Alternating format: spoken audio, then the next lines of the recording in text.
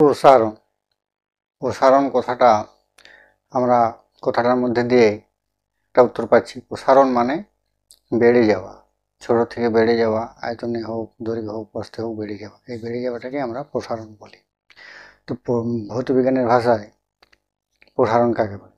প্রসারণ হলো চাপ স্থির রেখে উষ্ণতা বাড়ালে কোনো গ্যাসীয়, তরল বা কঠিনের যে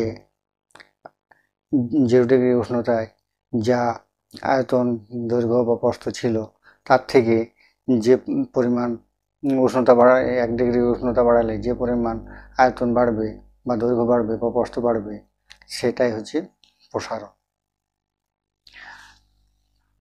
আরও সাধারণভাবে বলা যায় যে আয়তন বাড়লে, উষ্ণতা বাড়ালে কোনো পদার্থের যে আয়তন বাড়ে সেটাকে প্রসারণ। কঠিন পদার্থের প্রসারণ সাধারণত 3 রকমের হয়। একটা হচ্ছে দৈর্ঘ্যের প্রসারণ, একটা হচ্ছে ক্ষেত্রফলের প্রসারণ, আর একটা হচ্ছে পুরো বস্তুটার আয়তনের প্রসারণ। তো দৈর্ঘ্যের প্রসারণ কাকে বলে? উষ্ণতা বাড়ালে যদি কোনো কঠিন পদার্থের দৈর্ঘ্যটা বড় হয়ে যায়, সেটাকে দৈর্ঘ্যের প্রসারণ বলে। আবার যদি যে ক্ষেত্র জায়গার মধ্যে অবস্থিত হচ্ছে, সেই ক্ষেত্রটা যদি পরিমাণ বেড়ে যায় উষ্ণতা বাড়ালে, সেটাকে বলা হচ্ছে ক্ষেত্র প্রসারণ। আর আয়তনের প্রসারণ হচ্ছে বস্তুটির যে আয়তন আছে, উষ্ণতা বাড়ালে সেই আয়তনটা যদি বেড়ে যায়, তো সেটাকে বলা হচ্ছে আয়তন প্রসারণ।